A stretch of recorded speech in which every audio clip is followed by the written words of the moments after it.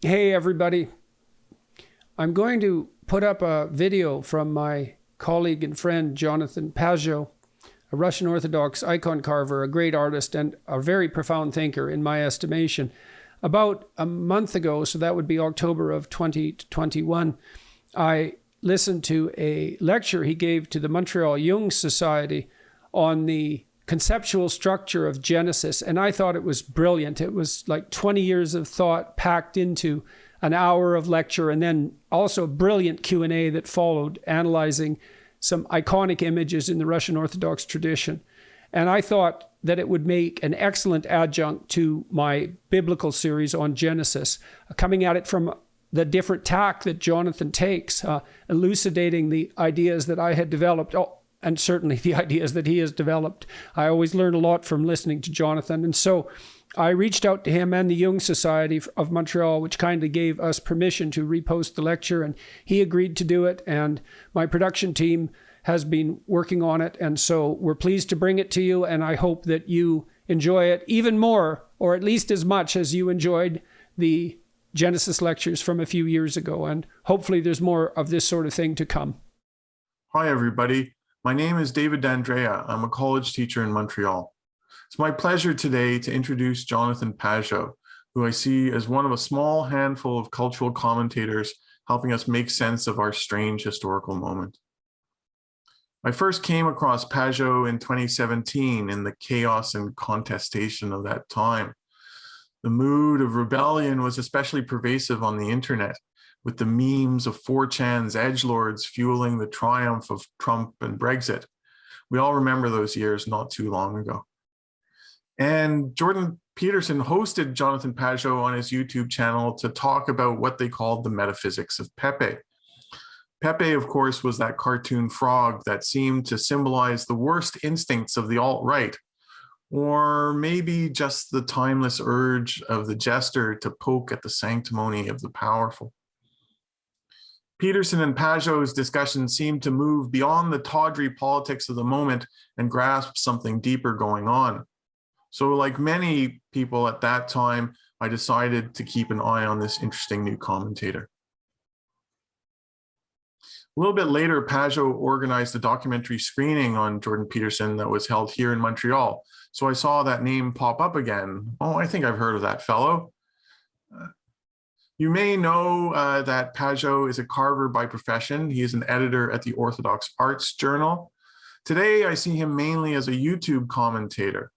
And in that medium, I see him occupying a role somewhere between an intellectual, a social critic, and can I say an entertainer?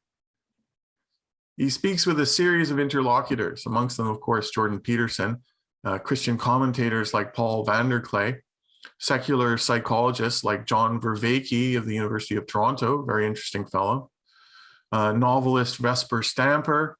These are a few of the guests he's had on who stick out for me.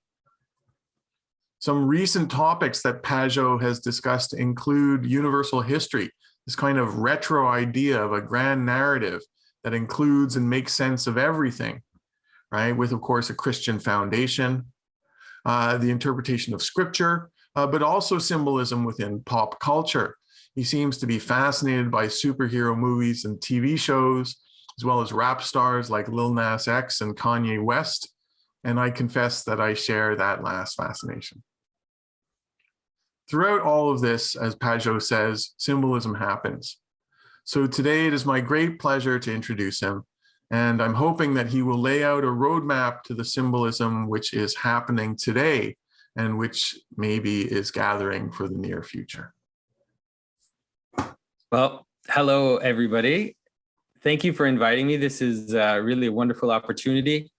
I'm surprised to see some people that I know I'm kind of looking at the mosaic here of everybody. Well, not everybody, but some people. So I'm surprised to see some people that I know and then some people that I don't know. And so what I want to do with you today is I want to kind of take you on a kind of symbolic trip. I want to present to you, first of all, let's say the source of the symbolism that I try to present, the frame, you could say, of the symbolism. I'm going to present it maybe in a little more of a a little more of a technical way that I usually do in the more kind of colloquial way that I do on YouTube. So hopefully that'll be okay. And then what I'll do is I'll take you on an example of this symbolic pattern, the very basic example, which is we're going to read the first chapter of Genesis together, and we're going to try to look at how it kind of manifests the symbolic pattern, and how this becomes a kind of map that you can use to interpret the world, but also a map, especially a map that you can use to inhabit your life. And so we'll see that symbolism is not only about interpretation. I mean, as Jungians, you know that it's a way to be and a way to kind of inhabit the world. And so there's an interesting moment right now, I think, in the zeitgeist, in the culture, something like the end of materialism or the end of physicalism. We saw, of course, I think that Jordan Peterson has played a big role in poking at this, kind of poking at the new atheist, this last weird new atheist moment that we had in the early 2000s. And so what we're seeing is kind of materialism running to its end. And it's happening in physics with the problem of the observer. It's happening in things like just this notion of complexity or complexity theory, the problem of emergence. All of these things are bringing materialism to its end. And the way that I like to understand it is that for a while, we had this kind of weird duality of mind and body, or mind and matter, where we kind of abstracted the mind into this place that we didn't talk about. And then we look at the world and we interpret reality. And as materialism kind of ran its course, as this kind of scientism ran its course, at some point, you could say there is something of a little moment, a surprising moment of pride, where as we're kind of exhausting the things that we study, people realize that, well, there's this one thing that we haven't studied. It's the thing that's looking at everything else. Like we're studying the world, but all of a sudden we realize that there's a viewer that's doing that studying.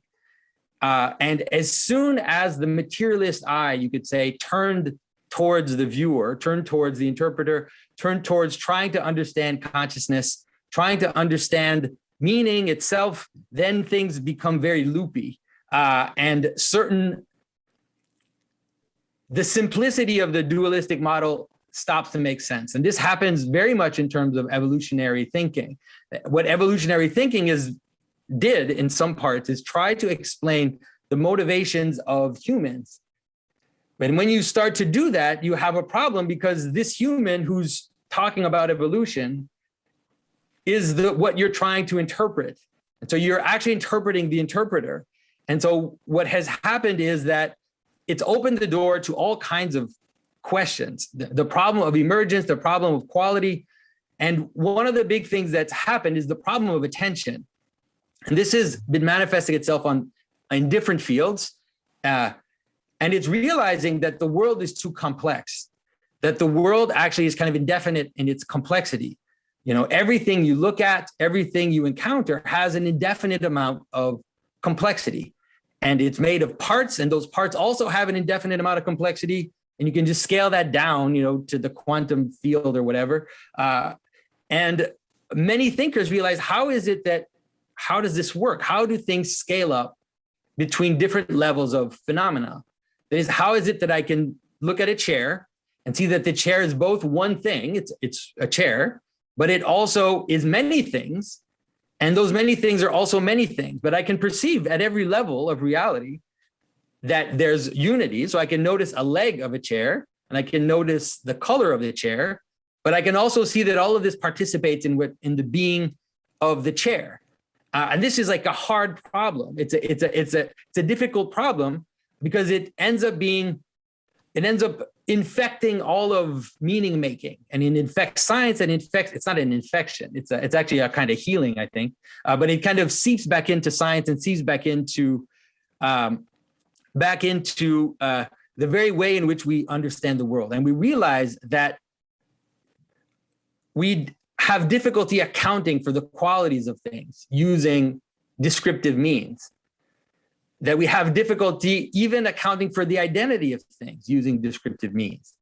So once we have the identity, we can describe things, but the identity seems to kind of emerge from somewhere else, or come from somewhere else, and kind of brings multiplicity into unity. And so what's fascinating is that it has, like I said, it has opened up all of a sudden the possibility for people to kind of to understand ancient thinking in a way that until recently was very difficult to understand. And so if we understand, so we realize that the world has to be patterned, that there has to be patterns in the world. And this is more than just a psychological reality. It's not just about describing the psyche of the human person. It's actually a cosmological argument. It's an argument about how reality works, which is that for things to exist, they have to be patterned. And those patterns seem to stack up at different levels of reality, and also seem to exist in smaller patterns, seems to exist in bigger patterns, right? I mean, you can think about it physically or think about it any way you want. And this actually seems to be something which is inevitable for us to be able to even encounter the world. Now, what it means is that it brings back the idea of intelligence, the idea of consciousness, and it can reconnect us to how the ancients talked about it. Some people are talking about something like the Revenge of Aristotle, right? Or the Revenge of Plato. Because suddenly, when we have to re-enter our experience and try to analyze our experience, we realize that, oh, actually, when Aristotle talked about potentiality and actuality, I experience that every single day of my life, right? I actually encounter the field that presents itself to me as potential, which is brought into patterns, brought into actualities that I need in order to be able to exist, right? And those actualities, those patterns, they're not just mathematical patterns or ideas in the vague Platonic sense that people have, but they're actually teleological, they're purposes, right? And these purposes, they can be regained from evolutionary thinking, which is just the strangest thing in the world. Like, who would have thought that Darwin would bring Plato back? But when we re-enter evolutionary thinking, we realize that we need purposes in order to encounter the world. So it's like this cup, the fact that I recognize it as a cup is because I recognize its purpose to me as a human being.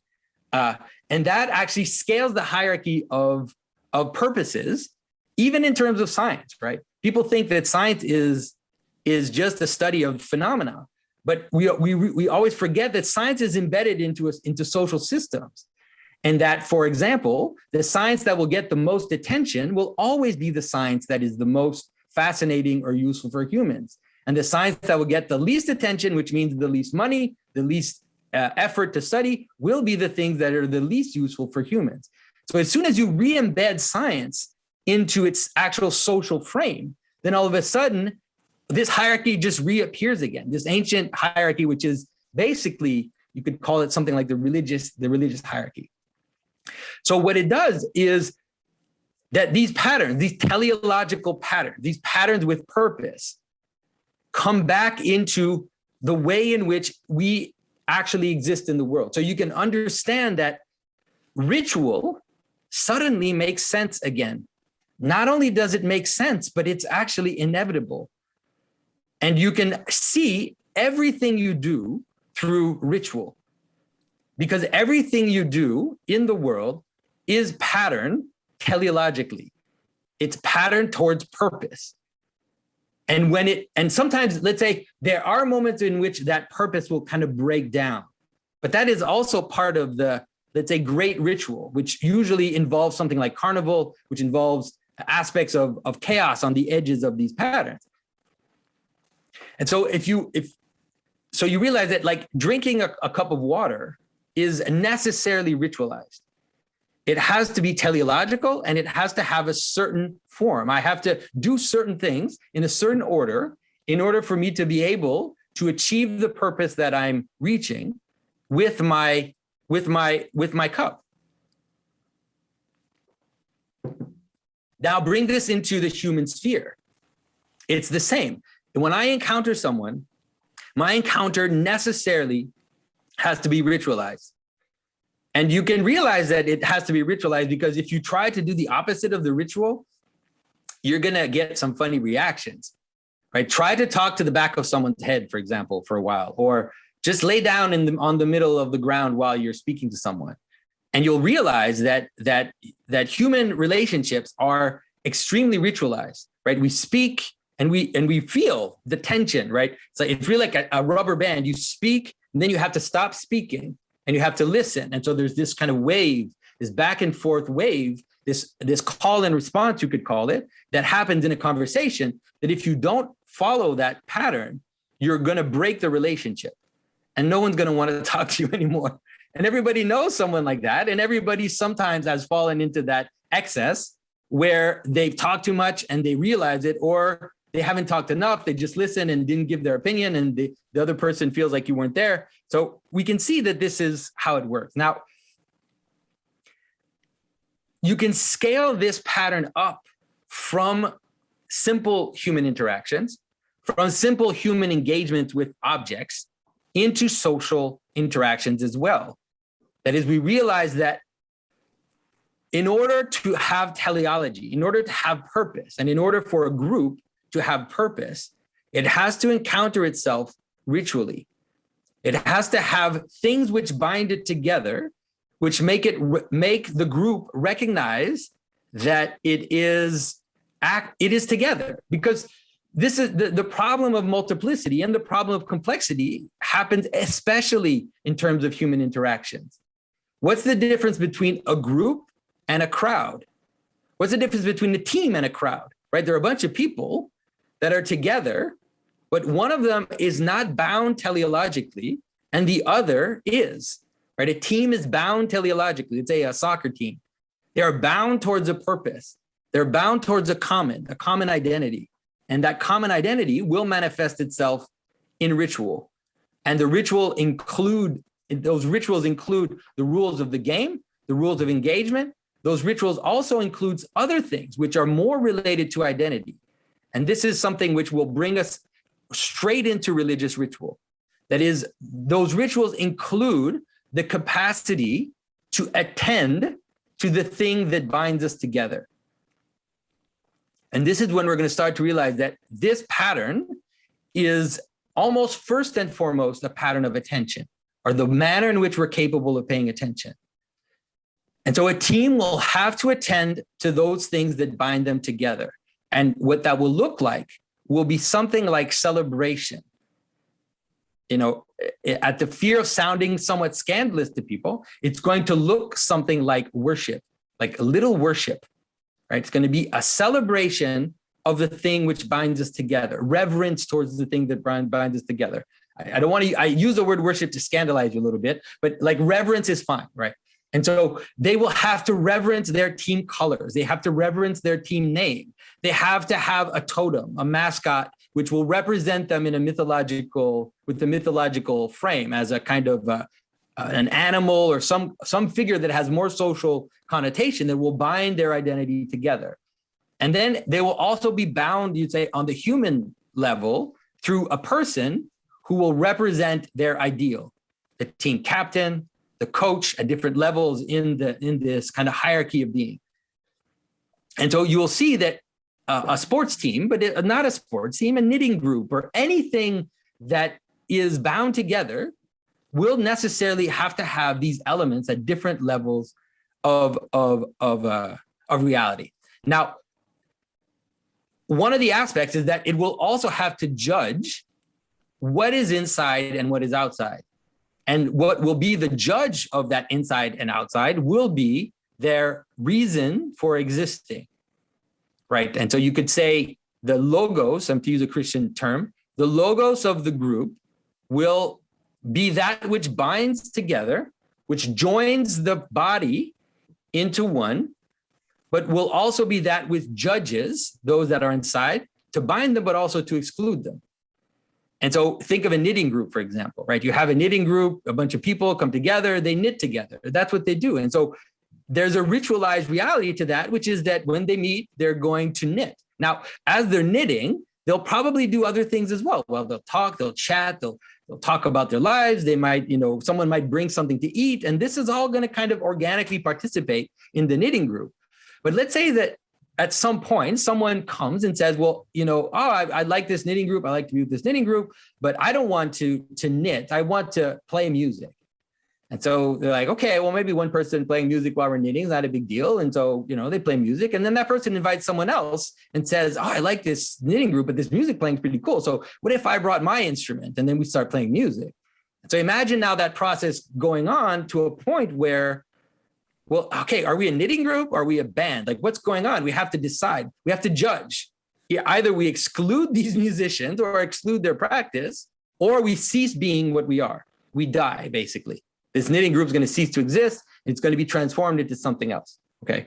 And so this is how kind of this pattern acts as the attention that we give towards the teleology of the group will also act, the logos of that, the reason, the purpose that I'm looking at will look like a binding agent, but will also look like a judge.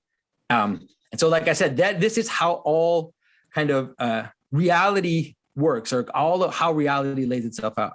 And so what I want to do is I want to kind of show you that this pattern that I'm talking about is really just, it is a cosmological argument.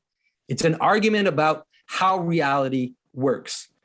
And what it does is that it argues about how reality works based on the notion that intelligence is necessary for reality to unfold. And so this is something which is kind of bubbling up, right? It's not something which is that everybody agrees with in the world, but it's something which is bubbling up, and we're seeing appear in different fields.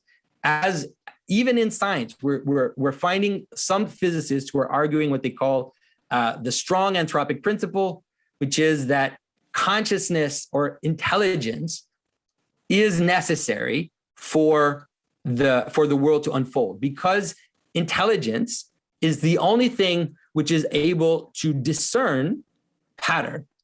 And not just discern, but it's not just a discernment, it's a participation in pattern, right? Because the agent, the pattern ends up coagulating in the agent, you could say. And so the conscious being sees these patterns, but also engages with these patterns and transforms these patterns. It's not just a passive, it's not just a passive relationship to the world, right? It's an active, embodied relationship to the world. Okay, now, before we go on the example, I want to say that once you kind of enter into this way of thinking, it has certain consequences, right?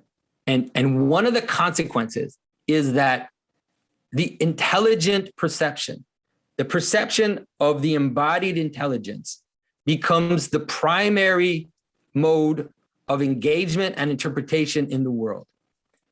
And when I'm saying this is extremely important, because we tend to abstract and become scientists.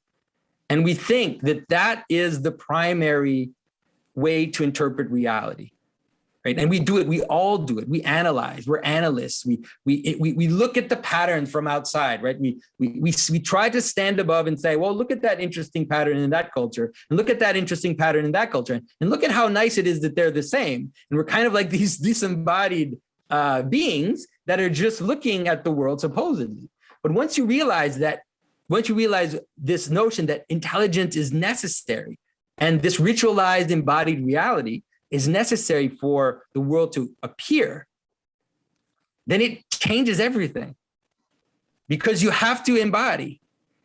The real way to engage the world is the embodied way. So it's not that we're standing above the stories and we're interpreting the stories. It's not that we're standing above the images and we're interpreting the images. We are in a story. We participate in a story. We participate in communities. We participate in images, right? They are our communities. They are our images. They are the things that make us exist, right? As we kind of actively engage with them.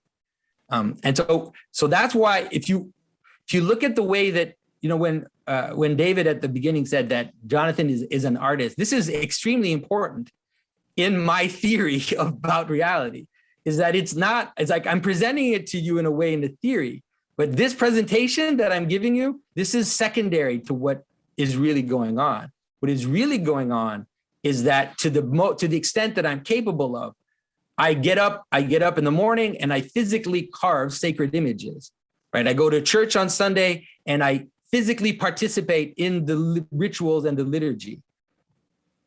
I sit there with my family around the table and I eat a meal, and I realize that this meal is a smaller version of the ritual that I'm engaging in on Sunday morning with my parish. And so it's an embodied reality. It's an embodied engagement with the world. And so like I said, it's a pretty radical. It's very radical. Sometimes people don't realize how radical the proposition I'm making is. The proposition I'm making is that if what the things I said are true, that means that the only way for them to be fully true is for us to dive in and embody, while realizing, of course, and while being aware of all the problems that come with this pattern as well. There are many problems that come with this pattern, because I said, right, one of the issues of the reality of being engaged in a group that has a teleology, that has a purpose, is that it excludes. That's the very nature of a group. A group excludes. Groups always exclude.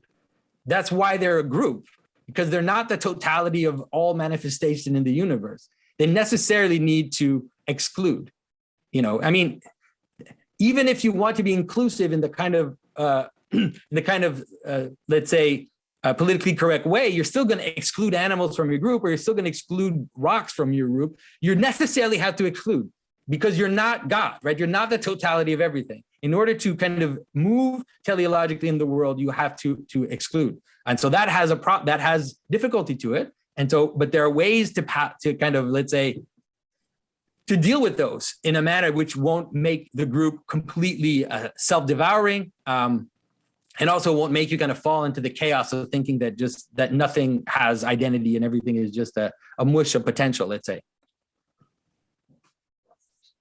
Okay, so hopefully if that's clear, what I want to do is I'm going to go into the first chapter of Genesis and show you how the creation narrative, it's a very, very wide story. It's a huge narrative. Obviously, I can't exhaust it, but I want to show you is that the manner in which it shows that the world manifests itself through intelligence, through consciousness, and that this is actually the agent of how reality comes together, and how we participate in that as intelligent beings, okay? And so hopefully you are a little aware. I will go through the verses, but I hope everybody's a little bit aware of the creation narrative in Genesis, enough that you'll be able to at least follow. All right, so here we go. Okay. So scripture starts, it says, in the beginning, God created the heavens and the earth. Now the earth was formless and empty. Darkness was over the surface of the deep, and the Spirit of God was hovering over the waters.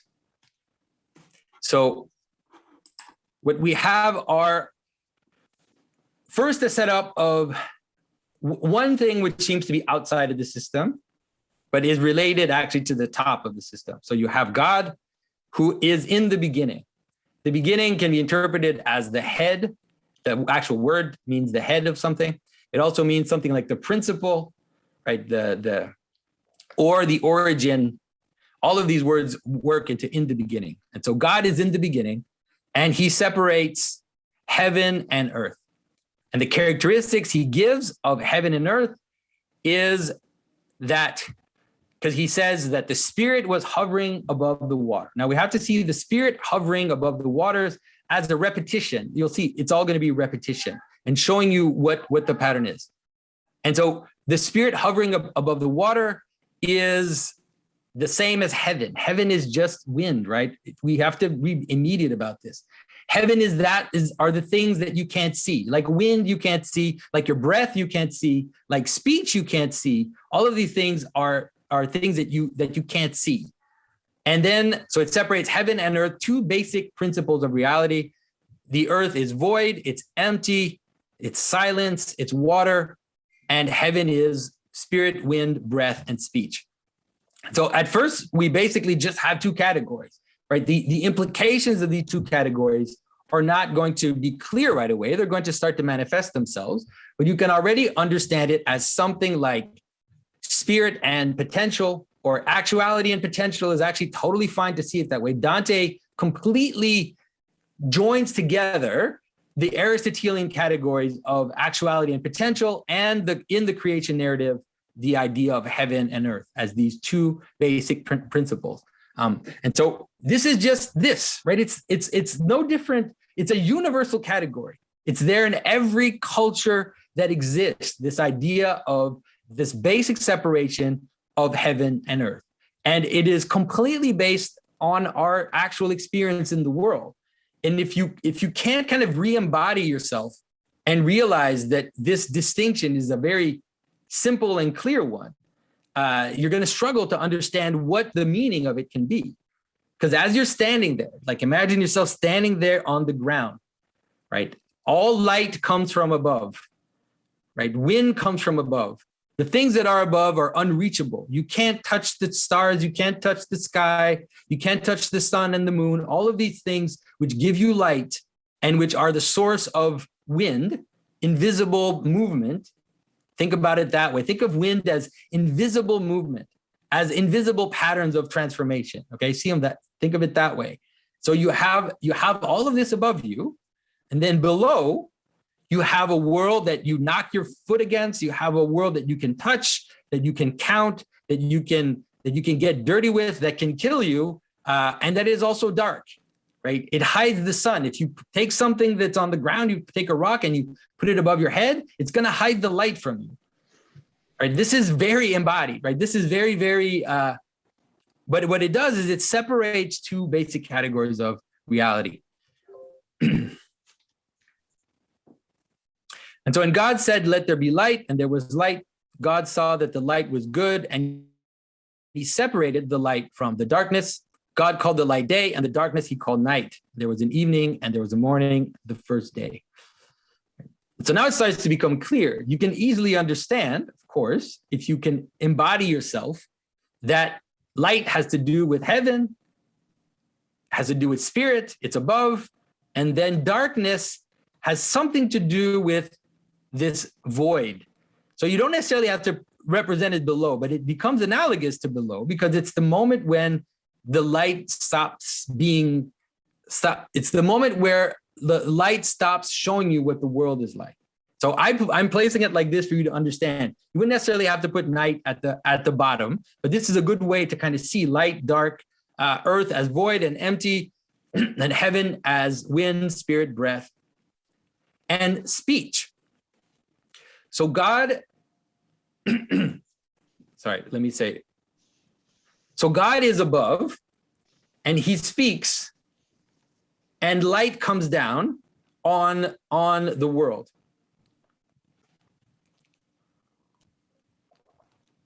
So then God says, let there be a vault between the waters to separate water from water. So God made the vault and separated the water under the vault from the water above it. And so it was so. God called the vault sky, and there was an evening, and there was a morning, the second day. All right. So already you're starting to see something like a narrowing.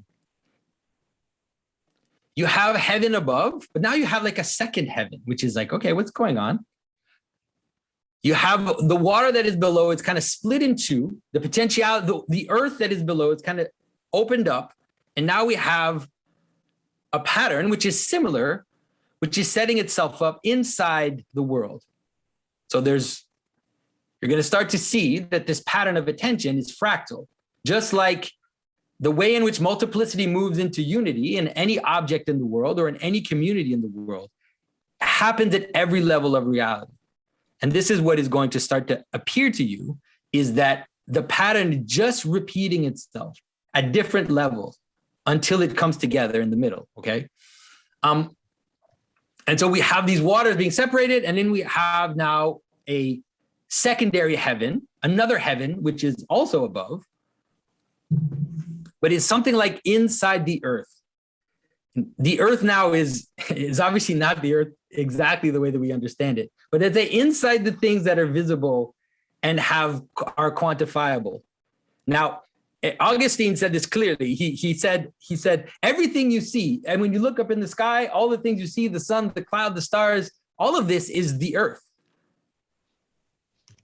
all of this because it can be quantified, but the second heaven, those things above that actually can be seen and identified, they are like a secondary heaven. They are pointers towards something which is truly invisible, we could say, or patterns that are truly invisible.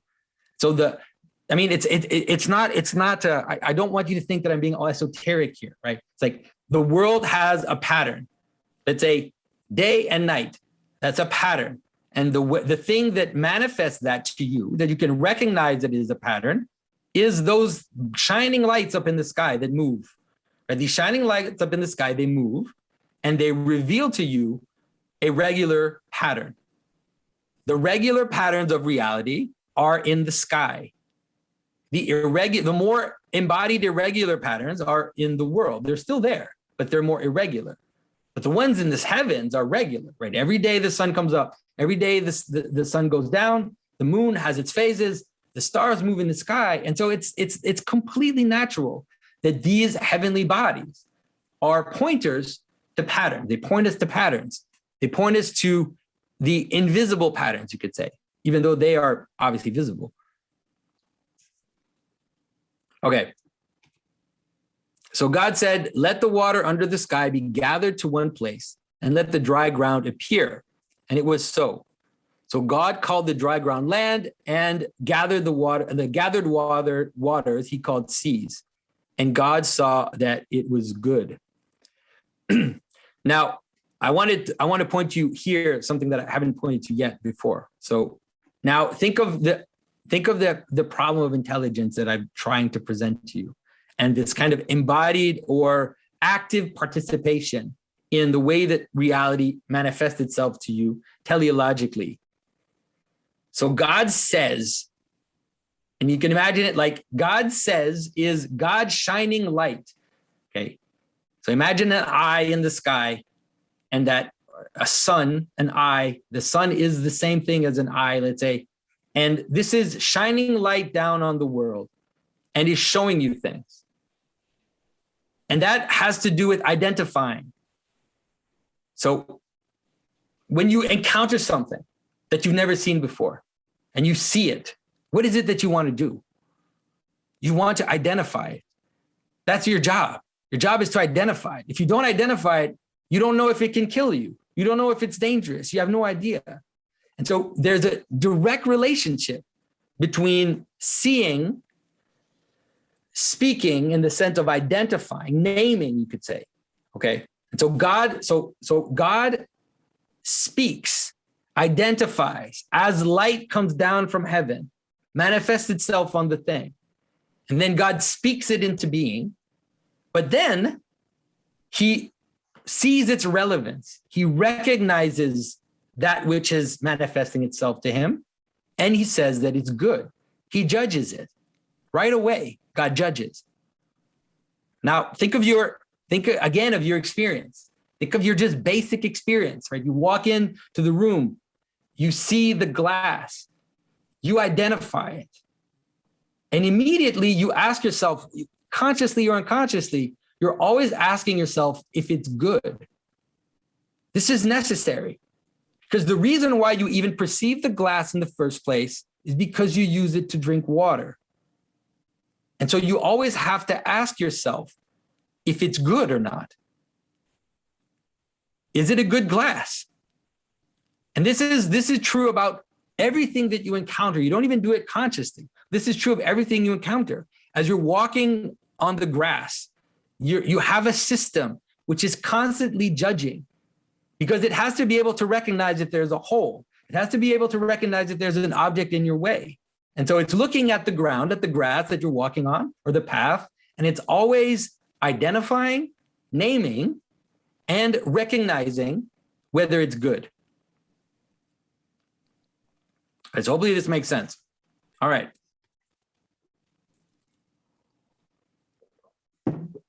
So now we're really going to start to see this fractal pattern start to appear more clearly.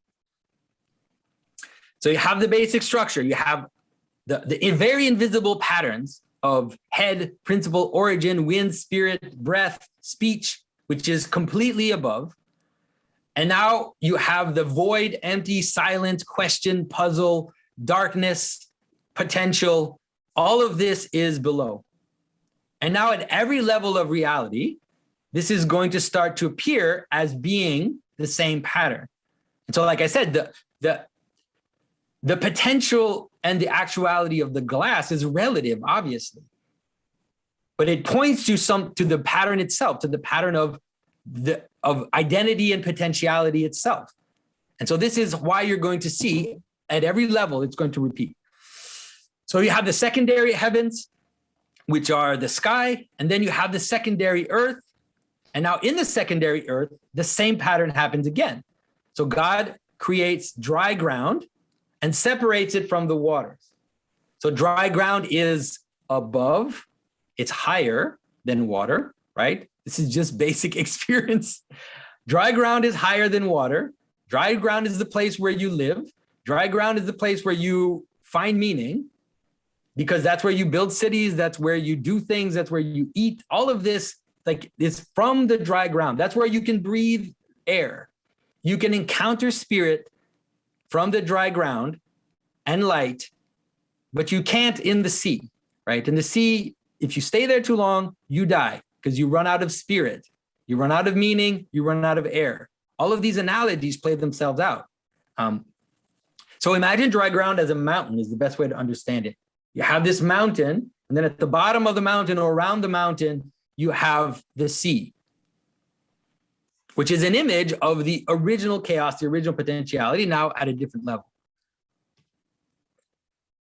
Then God said, let the land produce vegetation, seed-bearing plants, and trees on the land that bear fruit with seed in it, according to the various kinds. And it was so. The land produced vegetation, plants bearing seeds according to their kinds, and trees bearing fruit with seed in according to their kinds. And God saw that it was good.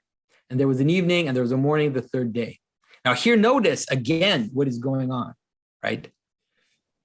So God says, let the land produce vegetation, but not just produce vegetation. What is he saying? He's saying produce seed-bearing plants. Why seed-bearing plants? What a strange thing to say.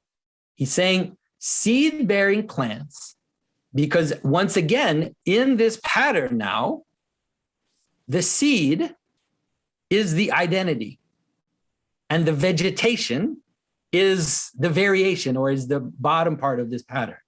So he's repeating the pattern. He's saying, you need a way for this identity to recognize the identity of the plant. That's the seed. The seed is the manner in which you recognize the identity of what you're encountering. So you want reality to have stability. This is how we work in the world. We have to be able to recognize the different plants. And in that pattern, what there is there's both identity and variability. So we're moving towards a kind of multiplication, but this multiplication always has to be a recognition also of the identity of each plant and how these plants are different from each other and how they participate in a major pattern of just plants. So you can see this fractal process just kind of continuing. And then once again, the same thing, God says, the identity is in the God said, it's in the seed of the plants, and then the plants kind of manifest this variability. God sees and judges and says that it is good. So now you can see, same thing, the dry ground. On the dry ground, you have the same pattern of above and below, right? Identity, spirit, obviously it's not spirit in this case, but identity and variability, all right? So we continue. So God said, let there be lights in the vault of the sky to separate the day from the night, and let them serve as signs to mark sacred times and days and years. And let them be lights in the vault of the sky to give light on the earth. And it was so. God made two great lights, the greater light to govern the day and the lesser light to govern the night. He also made the stars. God set them in the vault of the sky to give light on the earth, to govern the day and the night, and to separate light from darkness. And God saw that it was good, and there was an evening, and there was a morning, the fourth day. So now in the heaven, even in the world of meaning, the same pattern appears.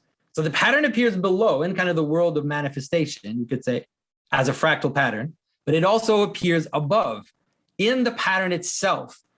And so we have these signs in the sky. They are signs to mark the days. They're signs for you to identify the pattern of reality. And there's one of the major lights, which is there to govern the day and one to govern the night. So you have light and dark, even in the heavens.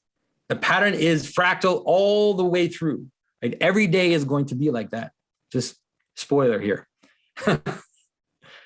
And God said, let the water teem with living creatures and let birds fly above the earth across the vault of the sky. So God created the great creatures of the sea monsters. It doesn't say, they don't like to say sea monsters, but great creatures of the sea means sea serpents and sea monsters.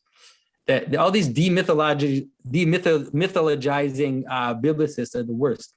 It means sea monsters. God created the great creatures of the sea and every living thing with which the water teems and that moves about it, according to their kinds, and every winged bird according to its kind. And God saw that it was good. God blessed them and said, be fruitful and increase in number and fill the water in the seas, and that the birds increase on the earth. There's an evening and there's a morning, the fifth day. Now, this is where you're going to start to see what's really going on. Because until now, you might have thought that what I'm saying is just a bunch of just random interpretation. But here it becomes impossible not to see. Why on earth would God create birds and fish on the same day?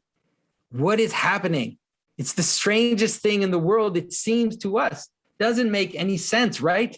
Well, it only makes sense if we understand that he's constantly establishing the repetition of the heaven and earth pattern, of the above and below pattern, which is started from the beginning.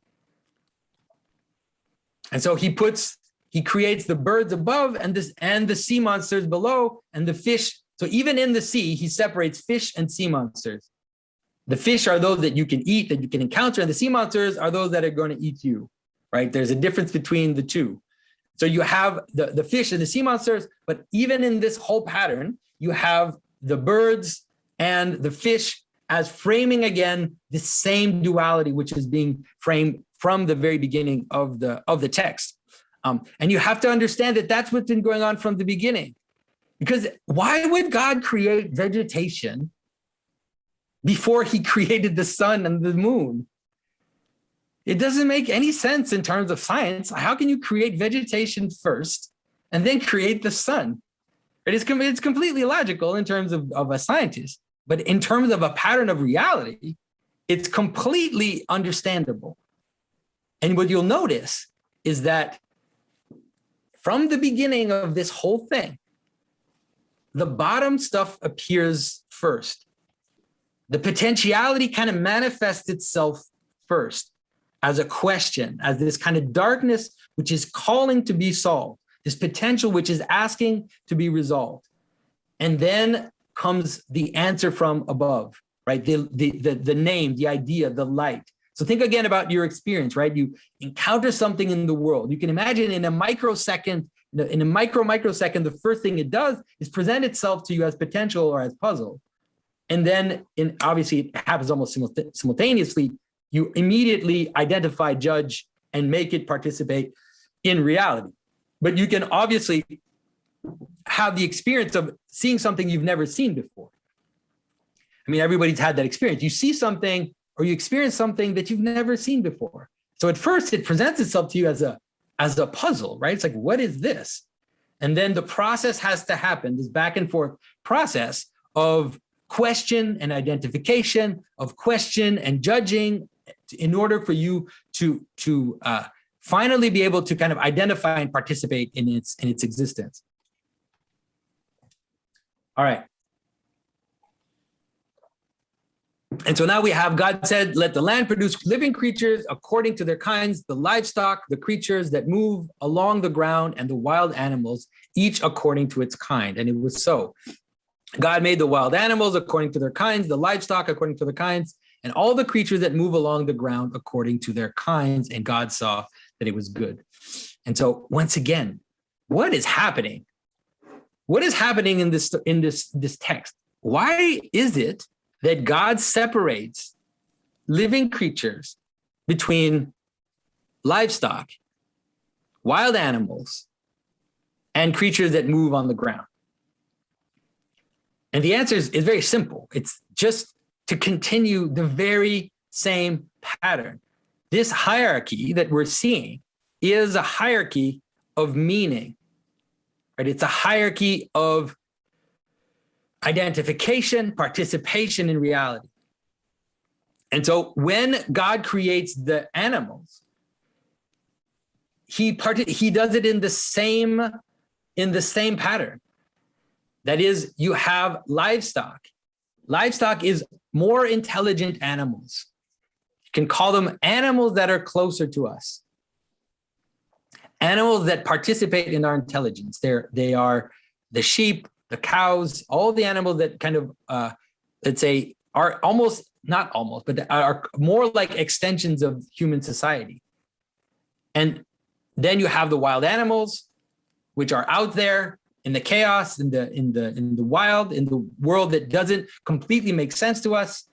And now then the creepy crawlers are the ones that live underground, like the sea monsters live underground, that dig holes in the ground, that come up, and that are not completely in the light, you could say, that they're actually hiding in darkness, hiding under rocks. And so you have to kind of dig in order to encounter them, just like the sea monsters are and the fish are underground, just like the very pattern from the beginning of darkness, chaos, at the bottom, and light, meaning, participation at the top.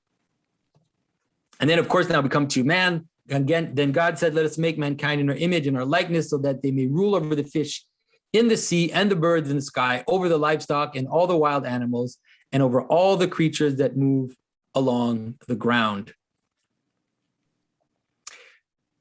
So why is it that man has to rule? This is like the most politically incorrect thing that you could say, right? What are we talking about? But once you realize this pattern, the pattern of intelligence, it has to change the way you see reality, which is that intelligence is the place in which reality is encountered, identified, and also judged. And this is going to be a tough pill for a lot of people to swallow. But at least try to understand it. Try to understand it in this pattern. So man has to rule because man is an image of God. Man is an image of God in the sense that man is a locus of intelligence. And all the things that God said, all the things that you saw from the beginning in terms of how God creates the world is something that we participate in at a lower level, we could say. We recognize that we participate in that at a lower level because we do that. We cast light, we identify, we judge, and then we are the place in which meaning is gathered into us. And so now God puts man above all the creatures which are below. Now, remember, those creatures were already organized in this hierarchy of meaning, right? Livestock, wild animals, crawlers, fish, sea monsters, all of this is organized in this kind of hierarchy of meaning, this hierarchy of danger, this hierarchy between that which is in the light, which is identifiable, which participates in intelligence, and that which is below and is in the chaos and is also dangerous to you, okay? And so we have the human person meeting in the middle, becoming the place where all of these patterns kind of join together in the center. And so then to understand the role of man a little better, we actually have to go into Genesis 2 just for a little bit to kind of understand, because in Genesis 2, there's another creation narrative which focuses more on the human person. And then it says God, sorry, let me skip this actually. Oh yeah, so it says that I don't want to run out of time here. But he says, God blessed them and said, be fruitful, increase in number, fill the earth and subdue it. Again, this is going to be difficult, but intelligence fills the earth and subdues it. Not in a negative sense, but in the sense of identifying, right? The scientist that is constantly discovering new species and all of this is something like intelligence or man filling the earth and subduing it in the sense of identifying it and making it participate in a pattern of meaning. Rule over the fish in the sea and the birds in the sky and over every living creature that moved in the ground. Then God said, I give you every seed-bearing plant, et cetera, et cetera. And then he saw that it was good. And it's important that when God created the humans, he creates them male and female. And in scripture, there's a sense in which at first this is almost like man is actually androgynous, that he creates man, male and female. That is, in man is the duality of heaven and earth itself, right? So there's a microcosm of this basic duality of heaven and earth, which is being reproduced inside the human person, as within them, they also contain this actuality and potentiality, and how they also participate in the manner in which actuality and potentiality come together in the world. So it's not just in them, but it's actually in as being intelligent subjects, they are able to now encounter the world as this union of these two. All right, so this is where I wanted to go into the second chapter of Genesis just for a little bit to help you understand how this kind of comes together. So it says, this is the account of the heavens and the earth when they were created, when the Lord God made the earth and the heavens. Now, no shrub had yet appeared on the earth. Now, you see, it's different here. Here, there's a sense in which actually man kind of comes before everything. He's actually there at the outset, before God did all those other things before. You can imagine that God was man, or the microcosm, or the intelligent agent, was there even in the origin of creation itself. No shrub had yet appeared on the earth, and no plant had sprung up, for the Lord God had not sent rain on the earth, and there was no one to work the ground. But streams came up from the earth and watered the whole surface of the ground. Then the Lord God formed a man from the dust of the ground and breathed into his nostrils the breath of life, and the man became a living being. So it's a similar image as to what we have before. But here, man is there right at the outset.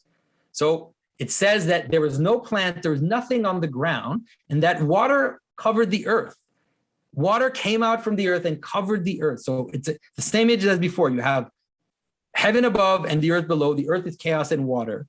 And then what God does is he gathers all the potentiality, the dust, all this formless chaos. He gathers it into one place, and then he puts heaven into it. He blows air into this gathered dust, and that's how man becomes a living being. Now, what I want to propose to you is that process of gathering dust and putting air into it. That's what was being described in the first chapter of Genesis, and that is how you encounter everything in reality all the time, non-stop. That is, the world presents itself to you as indefinite potential. And the manner in which you are able to exist in a living world is that intelligence gathers potential into bodies and then puts purpose or recognizes purpose, engages with purpose, meaning, spirit, breath. And that is how the world actually exists. Right. And so the description in Genesis is a description of how the world exists, not in a scientific way, but in a way which takes into account that intelligence is necessary, that we are intelligent beings in the world, and that we can't avoid that problem. We can't pretend that we're not in the world and that we're just analyzing phenomena and that we're not part of that process. Right. So it's a cosmic vision of reality, which includes the viewer, which measures the viewer, or includes the viewer in the way in which we understand the world.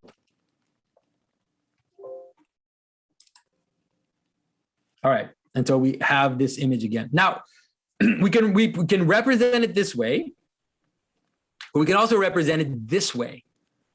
This is a way that will help you understand. If you can realize that you can represent it this way, you're going to understand so much. And this is where I want to make a shameless plug, which is that my brother, Mathieu Pageau, and we developed a lot of this way of speaking about reality together. which is not something that we invented. It really is just a reinterpretation of traditional pattern making. It's an interpretation of the church fathers, of the rabbis, of the Brahmin. It's just a way in which we are trying to represent these traditional stories for the modern world. He wrote a book called The Language of Creation, which goes through a lot of the things that I'm talking about in a more kind of mathematical, technical way. So now think of this, the first image that I showed you as heaven and earth, you could say. So this is the same. So at the top you have, I'm just lay them out there. Like there's more complexity to this, but it's like Father, heaven, spirit, light, essence, pattern, mind, purpose, all of these things which are above. And then at the bottom, mother, earth, waters, chaos, potential, question, body, puzzle, multiplication, all of these images of that which is below. And then what you have is the pattern which descends, right? The ray of light, the speech, the speaking which comes down, right? The logos which comes down from the Father and connects with heaven, right? Connects with earth. And that usually in all traditions pretty much appears at the top of a mountain, which is just completely intuitive, right? The mountain is the place where heaven and earth meet. It's like the earth kind of coming together into a point where the heaven now touches the earth at its highest point, okay? But it's also an image of this difference between quality and quantity, identity, variability, all of this kind of image of the relationship between the identity of your team and the variability of its players, of its idiosyncrasies. All of that will kind of come down below as this image of the mountain or the pyramid. And so I won't go into this right now, but there's a centrifugal force and a centripetal force. That is, there is a capacity to move into attention, to move into identity, to move into purpose. And then there's a way in which we are able to kind of have this, let's say, what you could call a breakdown of attention or focused attention, but is also this kind of general attention, you could call it, where we have this general attention on the borders of our visual field, where it's like almost like an alarm system, right? Where we don't have a lot of energy there, but if things pop in, this variability kind of pops in on the edge, and it's the question, right? The puzzle, something's happening here, and I can't see it. It's a puzzle. So what do? I then put my attention on it, identify it, judge it, and do all the things that we talked about before. And so there's a centrifugal force and a centripetal force, and that's true as much as you're in your attention as it is in a team or a country or any group, anything that has body. There's something which is making it more towards its identity, and some aspect which is pushing it towards multiplicity, variability, and potentiality. Okay, I don't want to go into that too much because that would take us into a whole other world, but just to understand that. You probably are, if you're Jungians, you're aware of the kind of coagula-solve structure that Jung used in terms of alchemy. This is exactly what I'm talking about, right? This is exactly the coagula-solve pattern, which is a movement towards solidity and identity, and then a dispersion into potentiality. But what I want to help you to understand, especially, is that this structure, like this basic pattern, can help you understand so many things, right? It's the pattern of a temple. Right, it's a pattern of a temple where in a temple, let's say in the Jewish temple, you had the Holy of Holies, where the glory of God would descend in the Holy of Holies, and then there you would have a priest who was just one person, and then outside of that you would have all these levels of quantification, where outside you would have the priestly caste, then you would have the faithful, and then you would have the strangers. Right, it's the pattern of a church which has the same pattern. You have the altar in the highest point of the church where God descends on the altar. And then there's also a reduced amount of people that are there that represent this moving into quality, this moving away from quantity. And then the sacraments get dispersed out into the nave where the faithful gather. And then there's a narthex or a vestibule where strangers come. And then on the outside of the church, there are gargoyles and strangers and other aspects of reality. Okay. So this is the structure of the way that Greeks understood themselves in ancient times, right? They had the omphalos, they had the navel of the world. And in that place, they received oracles from heaven, which would bind them together, which would manifest their destiny. All of that was manifested at the place where they had the belly button of the world, the center of the world. And then as you moved away, you would have Greeks and then strangers that you knew, and then finally barbarians, and ultimately monsters, things that have confused identities, things that you don't recognize would be outside on the outer edges of this, okay? So like I said, this is basically just the pattern of the way in which we encounter the world, but it's also the pattern of how societies actually bind together. It's not just a subjective experience, but it scales up in terms of your experience into the social experience, and ultimately, I think, into a cosmic version. It's an image of the cosmic pattern. So I just want to show you quickly, without even going into detail, I want to show you how this pattern just appears everywhere. So here's an icon of the ascension of Christ. Look, you have above, you have the top of the pyramid or the top of the mountain. You have the principle, the logos, which is above. You can imagine that the Father is actually above this, hidden above. And then below, you have the Mother as the place of potentiality. And then next to her, you have all this multiplicity. So you have the 1, you have the Mother, you have the 12. Okay, this is one example. Here's an example of the image of baptism.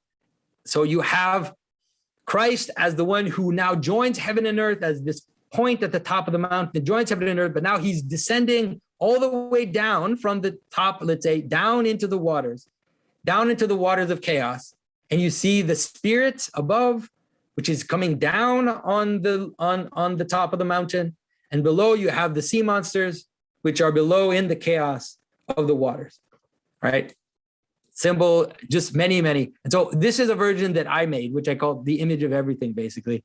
And it's just trying to kind of capture the Bible story as an image of this pattern, as an image of how the top of the pattern relates to the bottom of the pattern, the waters at the bottom, the sin, the fall, the thorns as this multiplicity, et cetera, the sea monster. I don't want to interpret it, but there are different ways in which you can kind of see this. And the last one I wanted to show you is an image of the Last Judgment, which is really the ultimate image of this, if you want to see an ultimate image of this whole pattern, because obviously the Last Judgment being the last moment or the eschaton or the moment in which all of totality is manifested in one final thing, then you have this image of the world. In this version, especially, you actually have the Father above, right at the top. I don't think you can see my cursor, huh? Can you see my cursor? Oh, here, you can see it this way. Okay, so you have the Father above here. Then you have the Logos descending onto the world. Can you see that he's got the world underneath him? And then you have that which is below, which is both the hell, this kind of monstrous hell, okay? But it's also the place of paradise here, because it's the place in which we gather things together. So remember in scripture, the gathering of the dust and the blowing of the Spirit. Well, that also happens from the bottom, right? So you have the two sides. Remember I talked about the centrifugal and the centripetal force. On the left of Christ is the sword, and there's a descent down into death.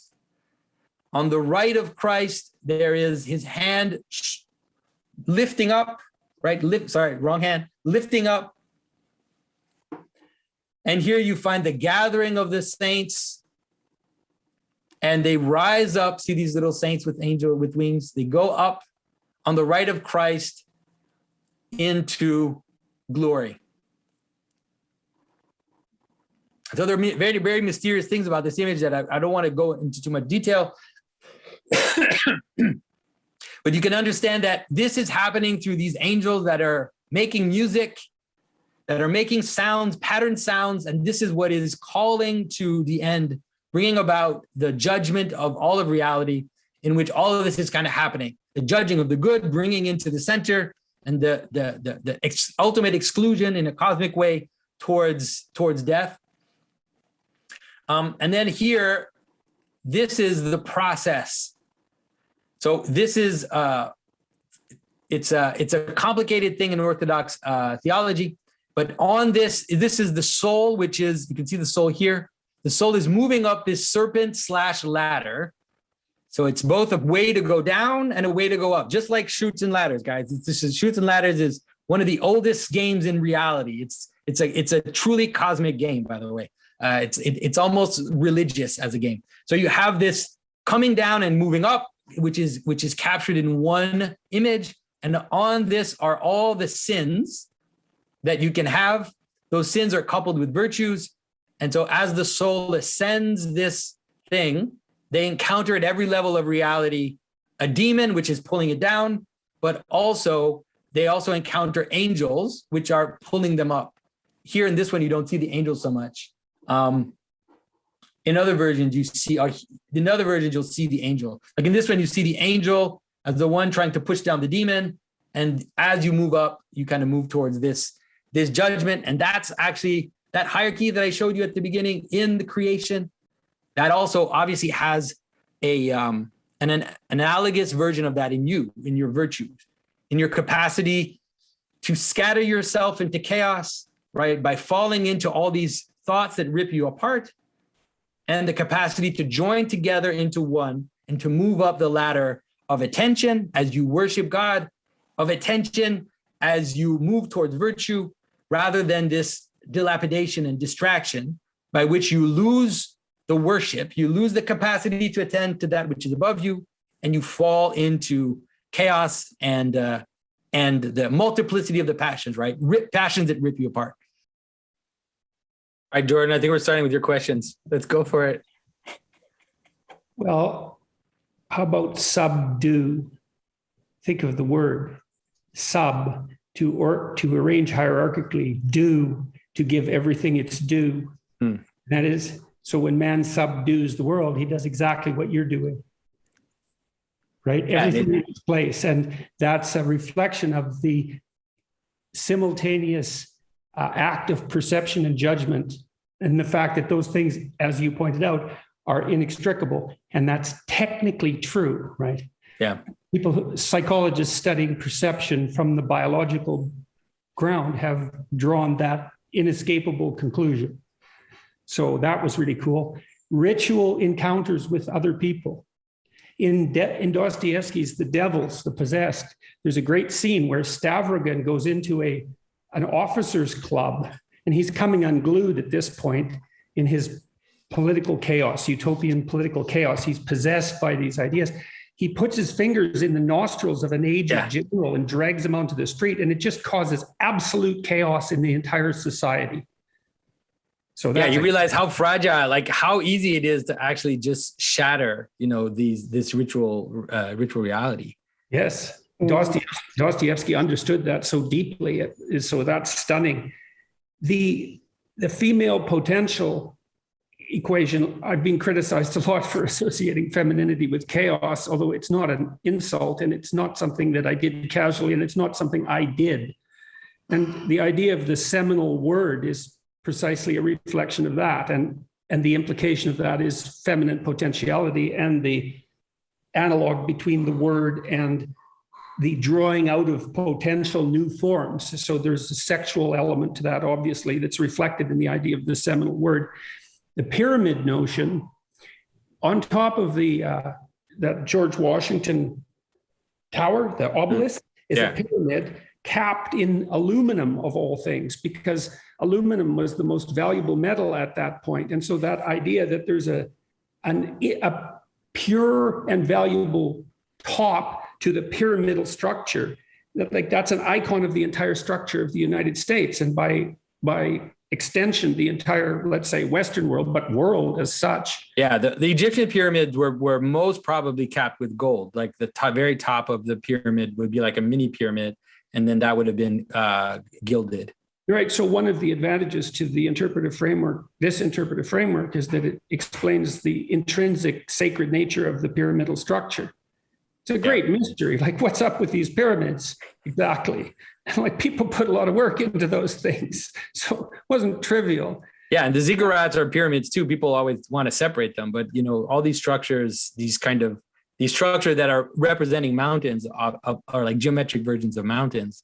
That's what they are. And if once you understand that, then you realize that every time someone goes up a mountain in scripture, it's the same as a pyramid. It's going up to the top of reality. Yeah, well, I think you did a brilliant job of explaining that with your analysis of those images at the end. Are you going to make that image you made into a carving? Yes, I am, but it just in line somewhere in one of my carvings. Someone has commissioned. You need a client to purchase that? I have one, but I can also make one for you if you want. Well, it's quite something, Jonathan. And then this last thing I'll say, I think, is in the second creation version, where you have man primary, that's a analog, a repetition of the notion of the word. Yeah. So it's the same. So that's so interesting seeing that embedded in a really archaic narrative there. Oh, so I do have one other thing. Why did you use intelligence as the primary descriptor of the interactive consciousness instead of logos? Well, the reason why, I tried to kind of move between the two. It's also because it's hard to know which word to use because the way that the ancients understood intelligence was a little different from the way we understand it. It was more, it's called a nous in Orthodox thinking, which is, it's beyond rationality. It's the capacity to directly grasp the pattern. Right. That's closer to attention. And exactly. That's why it's related to attention. Yeah. That supersedes rationality is embedded inside that capacity to pay attention, because attention selects the objects that rationality deals with, and rationality tends not to notice that. It's like, well, that's the easy part. It's like, no, that's the hard part, actually. Yeah, and as we see, like YouTube virality is a great way to understand what happens when we're not careful about that. Because what we have with YouTube virality or just internet virality are just these random, stupid things that pop up, gather all the attention, vanish, pop up, gather all the attention, vanish. And so it ends up being a form of breakdown of attention. It's a distraction. It prevents us from seeing, it's the incapacity to pay attention to the right things, and it leads us into a kind of breakdown. It was great. I always learn a lot listening to you. It's really good. Jordan. Really good. Thanks. I really appreciate it. Thank you so much. Thanks. Okay, one question someone is asking, could you elaborate on what you mean about above and below? Well, the idea of above and below, like I said, it manifests itself fractally, but it's about something like, it's actual and potential. And so it's identity and potentiality. And so think about it. Let's think about it just like let's bring it down to like a real like a basic level. So let's think of a sports team again, right? So you have the identity of the sports team, the reason why it exists, which is to win basketball games or to do that. Then there's the identity of the team itself, which is kind of embedded in that. And then there's the potential. The potential of that team are the players. Those players have also their own potential. Like it's like I said, it's fractal. So the players can change, but the identity of the team won't. So that's what we mean by potential, right? And so it's variability, which comes together and then is able to manifest the purpose in the world. So that's what we mean by above and below. And so God says, to let the earth bring forth vegetation that has seed. We always forget that God doesn't just speak it into existence. He says to the earth, bring forth. Right? And so it's like out of the potential comes this variability which then receives name from above and joins it together into specific identities. And so like I said, this idea of above and below can be seen in anything that you encounter. Another question is, you mentioned the pattern of livestock and wild animals that manifest heaven and earth. Are people that try to tame animals such as tigers, bears, examples of breakdown of the pattern, and that is why usually it ends in disaster? Yeah, definitely. I mean, you can see that you have to kind of have a respect, subdue, as Jordan said. I love that. I actually love that. That is, you have to be able to see things where they really are and engage with them where they are in this kind of pattern of reality. And so if you engage with the pattern of reality in a wrong way, you die. And it can be something like taming a tiger, but it can also be something like eating rocks. Like, rocks are not potential that you have access to eat. And that's true for like an indefinite amount of things. That there are certain identities which have certain potentials that can participate in them. And if you don't encounter that properly, then you're not going to work. If you have a basketball team and you decide to fill the basketball team with gerbils, well, your basketball team is gonna lose. It's not gonna exist. And so this is how it works. Like, in terms of this idea of subduing, right, or judging, is a very good thing. It's a necessary thing, because it's how you judge what potential is able to join with what identity. Okay, we have a heretical question. How sure are you about the universality of heaven and earth distinction? As far as I know, it is symbolic pattern appearing with the axial age cultures, Buddhism, Christianity, Socratic Greece, Islam. Animistic culture, for example, do not have clear distinction between those two categories. So by extension, what makes you sure that all of this isn't just a perfect exposition of an axial age mind? How can I say this? Now I'm going to go back into what I'm saying. Which is about embodied reality.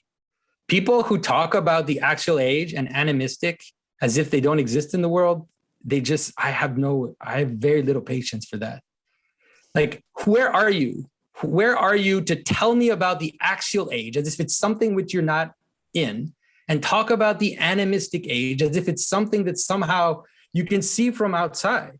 Like this, how can I say this? It's like, we don't know much about animistic religions because we're not animistic religions. We're always interpreting animistic religions from the place where we are. And so to me, it's always strange. It's like, do you know the secret traditions of the shamans? Mm-hmm. Where you read the text that some European went out into Tibet and wrote some text based on what they encountered there. Were you initiated? Right? Did they bring you into the secret of secrets? Did they tell you what their secret traditions are? No, they didn't. You don't know them. And so I'm not saying that the comet is true or false. I'm saying that you really know less about these traditions than you think you do. Because the way you know about something is not by studying it from the outside, but it's about encountering it and living it from the inside.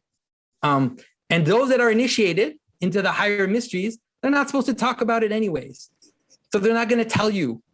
So even if a scholar was at some point maybe initiated into the higher mysteries, they shouldn't tell you. And if they tell you, it means they probably weren't initiated and they're bullshitting you. Right. This is true, like even of the Eleusinian mysteries. Everybody talks about the Eleusinian mysteries as if they know what they are. It's like, that was a pretty awesome thing because no one ever told anybody what happened there. Right. And so it's really important to understand that, to understand this. Anyways, I'm sorry. I don't want to like go off on this person, but it's really just important to understand the implications of these embodied patterns and how it is that every time we pretend that we can stand above them and just analyze them, that I think we're deluding ourselves. And so coming back to heaven and earth, how can I say this? Like, I think that heaven and earth is a universal pattern. Doesn't mean that there maybe aren't other ways of explaining that same duality or that same relationship. And also it's the same thing. Like it's the same problem. Like these animistic cultures that were there before the actual age, you don't know anything about them. You have no way of encountering them. And the ones you encounter now, the idea that they're the same as the ones that were there before the actual age is also, it's all kind of weird scientific delusions people give themselves. Sorry to whoever asked that question. I didn't mean to kind of go off, but these are sometimes these things I get itchy about them. Okay, someone is asking, what is the meaning of the God calling the human very good versus calling the other things only good? And it's super interesting because there's even a day where God doesn't say that it was good, by the way. People always forget that. When God separates the waters, he doesn't say that it was good. And so, I mean, I think that's what it is. It's that in a way, the human being participates in the pattern of the good in a way similar to the way God participates in the pattern of the good. That is, the human being can do good and can recognize good, right? And can participate in the good. Whereas the other beings, less so, not completely absent of it, but less so. And so I think that all living creatures participate in the good and participate in God ultimately, but it's just a question of hierarchy and embedded patterns, you could say. There's a psychological observation in terms of psychological work, how out of the infinite complexity of interpretations, certain interpretations of experience have been offered to us to stay inside the group we accept defensively versus how we can seek out our intuited other patterns in our experience, create a new reality for ourselves. Okay, I would say, okay, let's say it this way, that the patterns of specific groups, they are always limited. They're limited by their limitation. They're limited by the fact that they embody the patterns in a specific context. So because they do so, they will always be somewhat faulty. They won't be perfect because they're not, right? They're somewhat lower on the mountain of meaning, you could say.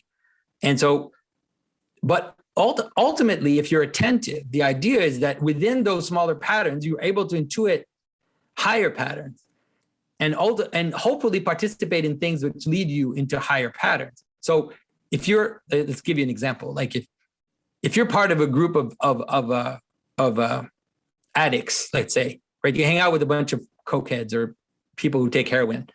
So obviously there's something in that pattern which is true, right? There's something in that pattern which binds you together in a way towards the telos, towards the reason. But there's also something in that pattern which is leading you into a breakdown of yourself. But it still has something. And so hopefully that's something, right? That capacity to bind together with others in a kind of communion, that is ultimately what should lead you up towards a better version of that pattern, right? Towards, instead of hanging out with a bunch of cokeheads, right? You hang out with some people who play sports, or hang out with people who are interested in cars, or people who are interested in this. But there is a way in which even in the lowest versions of these, there's always something for it to even exist that has to kind of participate. Now, I would be wary about the danger of seeing novelty as a value in itself, because this is something which we've seen very, very much in the modern world, which is we value novelty as novelty is neutral, right? Some novelties are good and some novelties are bad. And so we shouldn't seek out new patterns just because they're new. If we seek new patterns or better patterns, it's because they're better in the sense that they bring us closer to something which is a healthy mixture of this, a healthy balance of the patterning and the multiplicity, right? It's this incarnational principle. If you're not careful, it's true, you can move too high and go into tyrannical systems. If you move too low, then you fall into kind of anarchic, chaotic realities.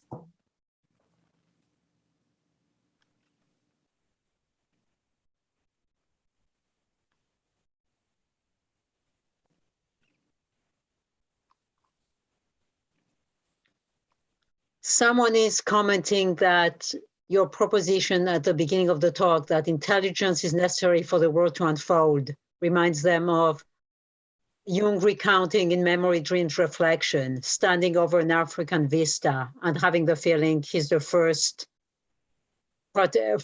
consciousness to ever have witnessed such a thing. Yeah.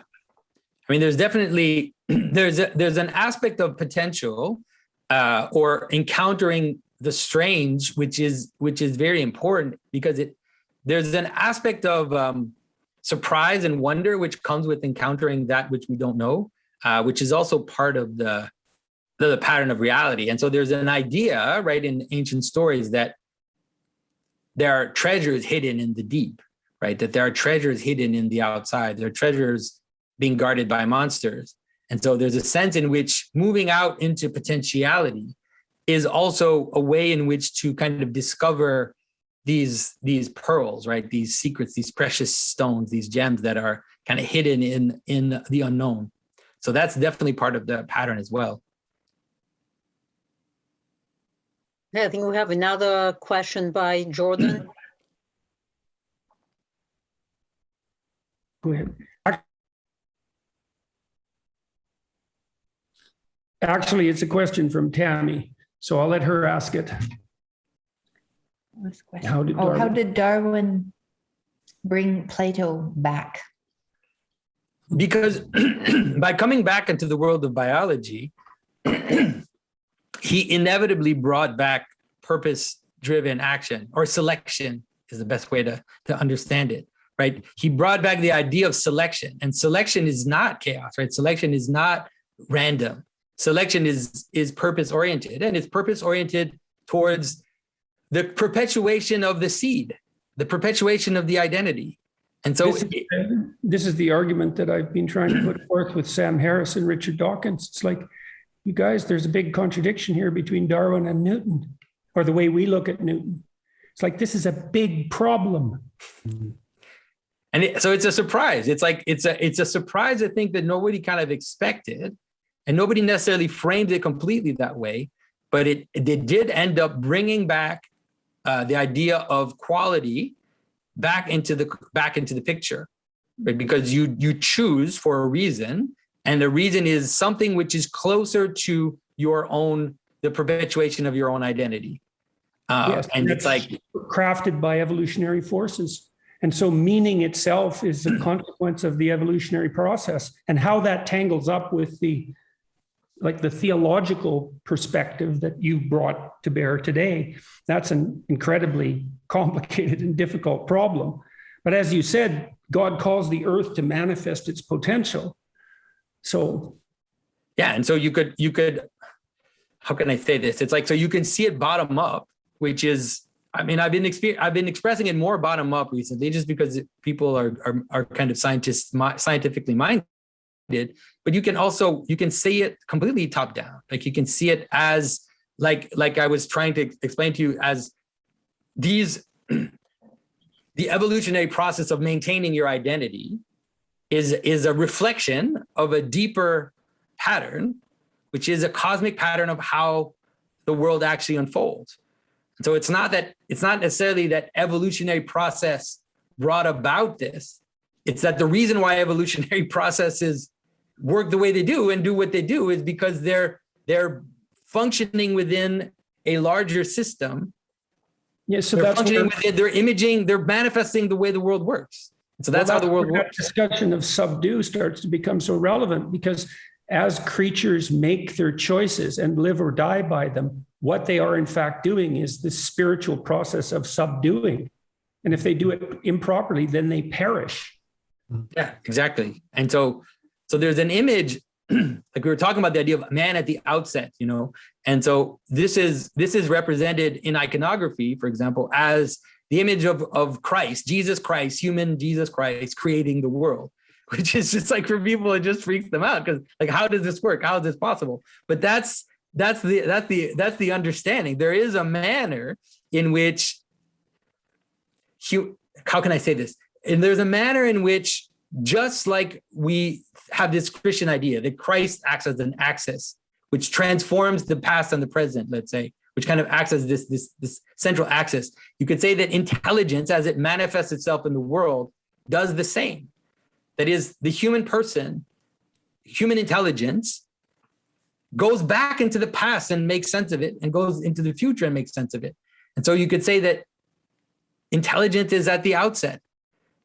The things don't exist outside of this capacity to contain them in consciousness. And so so the world is born in consciousness. And the past as well. The past is born in consciousness too. So all those processes that people try to understand, all the Big Bang and all this stuff, it's still born in man. Like, it's still born in consciousness.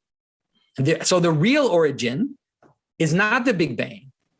This is going to be the weirdest thing you're going to understand. The real origin is the intelligence, which is able to even perceive the Big Bang or see it as a pattern, as not just a quantum field which never changes. It's like perceiving change, transformation, identity, participating it. Like, that's the origin of reality. So the description in Genesis, I'm trying to help you see that it is an actual description of the origin of the world. It's not a metaphor, like in the way that we want to think about it. It's not just a fairy tale, which is helping us understand things we don't understand. It is describing the manner in which reality originates. And it originates in meaning, then phenomena, not phenomena. Phenomena first as a puzzle, right? I talked about that, like this potential that bubbles up and calls to be answered, and then meaning which comes down. So you can see the same from all scientific theory is like that. It's like something presents itself as a puzzle, and you're like, what is that? And then here comes the logos, the seed, which comes in and patterns it or identifies it, judges it, separates it from other things in the way that happens in the first chapter of Genesis.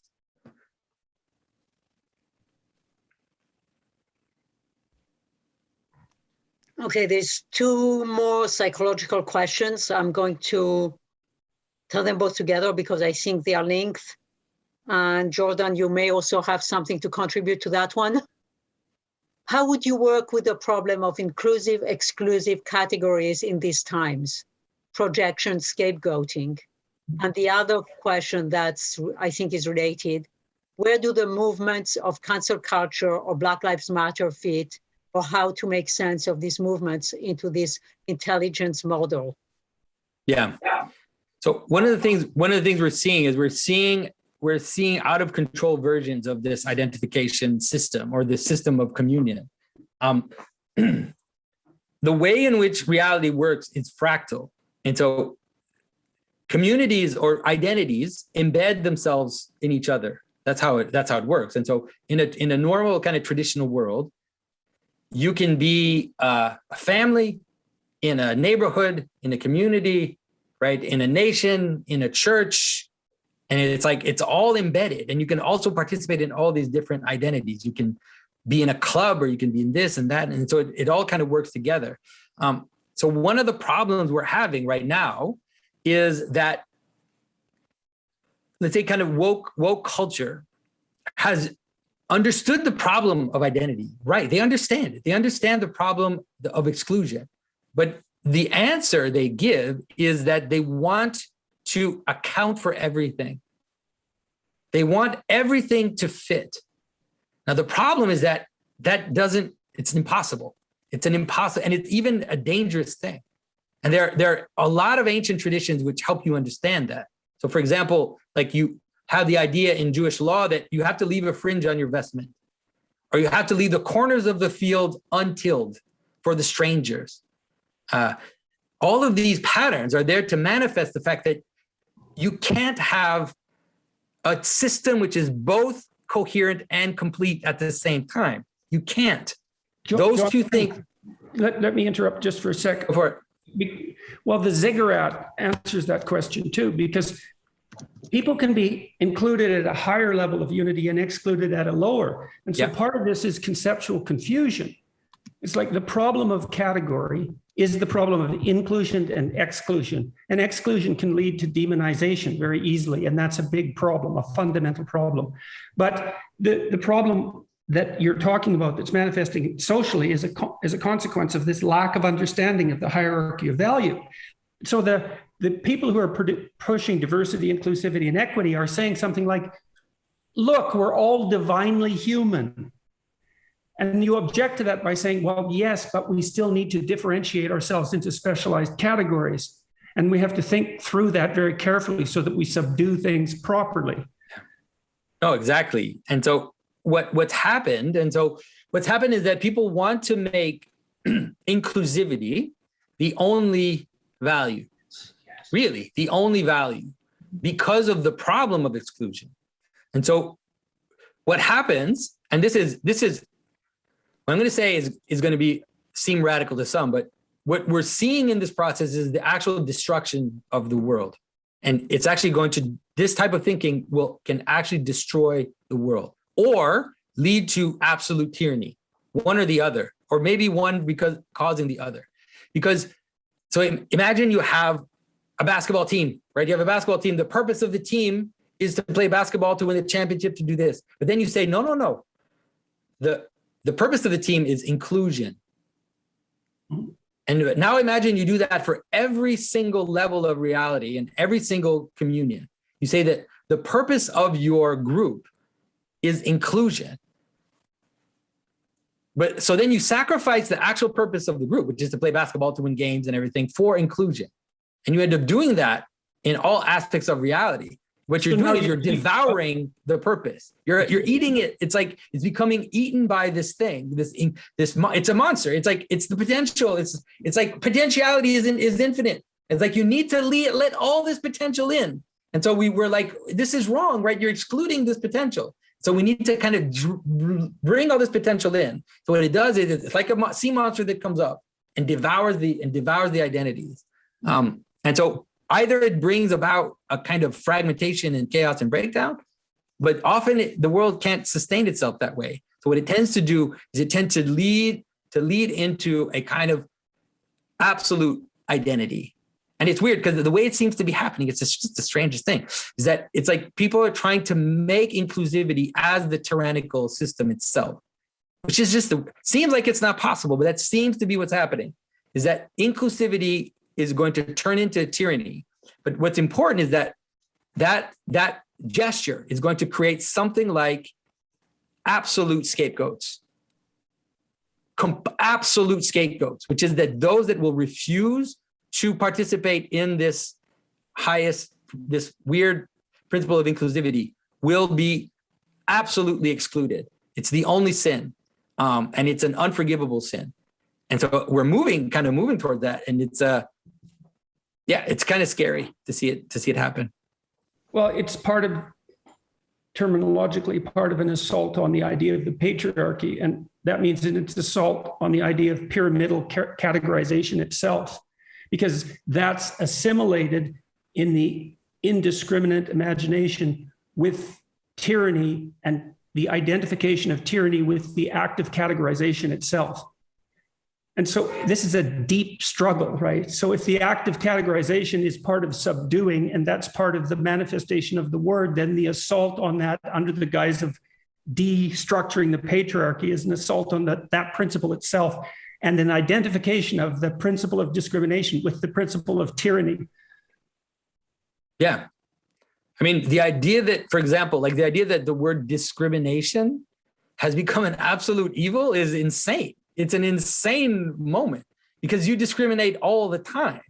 You're constantly discriminating. Discriminating is like a normal aspect of reality, which is that you're constantly judging. Like you're constantly kind of discriminating whether or not this piece of paper is the right one to scribble on or to print on, and you're discriminating whether or not this is the right keyboard for my computer. It's like you're constantly discriminating. But the fact that we've even made that word into well, you also said, Jonathan, that God himself said that capacity for discrimination transformed good into very good. So now think of what an assault on that means. It means an assault on our ability to distinguish between that which is higher and that which is lower. God. Yeah. And so, but there's a way in which, like, it's important to understand that there's a way in which this system, like let's say that especially when you see it in many versions, but in the Christian system, the one I know the best, the way in which it kind of heals itself, or the way in which it it deals with this problem, is that at the very, very top of the hierarchy is something like identity. And then right above that identity is something like sacrifice. That is, there's the pyramid is kenotic, it's self-emptying. And so the highest thing is the king, and then the very highest thing is the martyr. And that's super important. It's super important to understand that. And it's technically accurate, right? In the sense that in order for the leg of a chair to be part of the chair, it has to sacrifice itself to the higher purpose. It has to, because it can't just be a leg of a chair. It has to participate in the higher pattern. And so the highest point of the pattern is the negation of identity. And this might be a little hard for people to kind of get, but it'll help you understand a lot of Christian symbolism. The highest point of identity is negation of identity. But the problem is that now what we have is something like, we don't realize that negation of identity leads to identity. Then there's an identity going like this, and then there's a negation of identity below, or a breakdown, and they're confusing the negation of identity below with the negation of identity above, which is the capacity to sacrifice yourself for a higher good, and the capacity to sacrifice yourself for your own parts. And so the chair also has to sacrifice its purity in order to be able to exist, because all chairs have idiosyncrasies. All chairs have aspects of it that aren't the pure chair, or else the chairs couldn't exist. And so the identity of things sacrifice themselves above, they give themselves up, right? So imagine you take your best sheep and you give it up to God, right? You give it up to God, or you die as a martyr. But then there's also a way in which that which is above then sacrifices itself for that which is below. So that's one of the ways in which we kind of deal with the problem. So it's not like a kind of Nietzschean will to power thing. It's not at all that, right? The real hierarchy ends in self-sacrifice, right? That's why the cross is at the top of the hill, right? That's why the mystery at the top of the hill is, in mystical terms, we talk about the divine unknowing, like that you reach knowledge, you reach gnosis, and then when you reach the top of gnosis, the next step is unknowing. It's actually a form of divine darkness. That's the highest form of mystical union. And this is how one of the ways in which the system can balance itself out. Because it is true that sometimes we struggle to think that the highest thing is, okay, let's think of it this way. The highest thing of the team is the quarterback that everybody loves and everybody worships. And it's like, yeah, that is the top of the team, but it's only the top of the team when the quarterback sacrifices himself above to the purpose of the team and sacrifices himself below to make the other team members participate in the team. If he doesn't do that, then he's not going to be at the top. He's going to be a tyrant. He's not going to be able to get the team to cohere. All of these things are going to happen. And so this is something which, like I said, it's maybe a bit harder to understand. I really didn't expect to go into this in this conversation, but it might be important to understand the problem of identity and how it can be solved, let's say, through this pattern. Okay, another question, maybe a big one. I don't know if it can be summarized. What is the intelligence of dreams? Jung suggested the dream is the purest expression of individuating intelligence. This seems at odds with the orthodox view. Can the two views be reconciled? It's very difficult. So the orthodox view, or the way that the fathers talk about dreams, is that they are mostly chaos, that they're mostly this lower waters, this kind of these moving waters, and that you have to be careful not to pay too much attention to them. But like I said, so there's an interesting image. For example, like let me give you an image that you find in the Revelation. It says in Revelation, at the end of time, the sea will become like glass. The sea will become like crystal. And so that's the way you can kind of understand the purpose of dreams, is that it's this lower potential that's kind of bubbling up, right? And so it manifests all your passions, all your desires in a kind of wild way that sometimes is illogical, that it's kind of breakdown of logic. But then once in a while, you could say through divine providence or through ascesis, like that is through, like, let's say the mystic who will transform himself and will kind of reduce their slavery to the passions. At some point, this potential can still itself, can become still, and then it becomes a mirror. Because it is a mirror in the first place, right? It's already a mirror because that's where reality comes out of. Reality kind of comes out of this potential. That's the earth is pulled out of the waters. All of this is true, and so you can understand it that way. It's like the chaos and this kind of madness and chaos on the edge, out of which reality comes. And you have to be careful not to pay too much attention to it because it can break you down. But once in a while, it becomes this pure mirror, and then that's the vision, right? That's the mystic's vision. That's the capacity to see reality more clearly than you ever could, because suddenly it becomes a mirror for the highest things. So it's like, one of the things you might have seen when you see the pattern of creation is that God is going like this, right? So the waters, the earth, and then the grass, the stars, and then it's like it's kind of moving in this way. So you can understand it as these extremes, but you can also understand that the lowest part can become a mirror for the highest part in the proper circumstance. It can become like this. That's one of the things Christ does, by the way. Christ, that's one of the, if you want to understand the story of Jesus, he goes to the bottom of reality and then kind of transforms it into glory. Anyways, little tidbit on that. Okay, I'm aware of the time. I'm also aware we could go on for hours and hours. So Jonathan, I don't know how you're doing about time. You want to take one last question? I'm fine. Yeah, if you want, I'm totally fine. I went too long in my presentation anyway, so I'm willing to accept more questions. Okay, if the teleological patterns of being constitute the realm of heaven, what then is the abode of the individual human soul? In other words, what is the relationship between the semi-Platonic conception you've presented here and the standard Christian model of heaven as a domain of souls? And so they're the same. That is, that your soul is your invisible part of you. It's the patterning of your being, right? That's what your soul is. And there's a way, and there's a way in which that soul, in its very center, right? You could say that there's a hierarchy of patterns in you, and at the core of that hierarchy of pattern is God. I don't know what to tell you.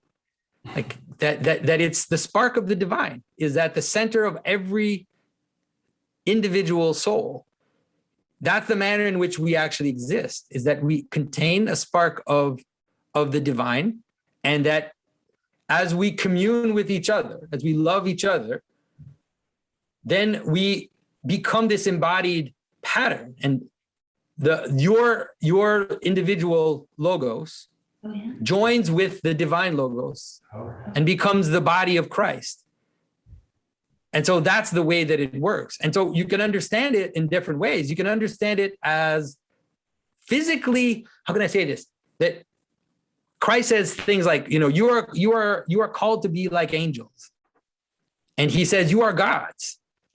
And what he means is that human beings can become patterns for other human beings. Right? We become models. That's why we have models. We have models because humans can move up into heaven.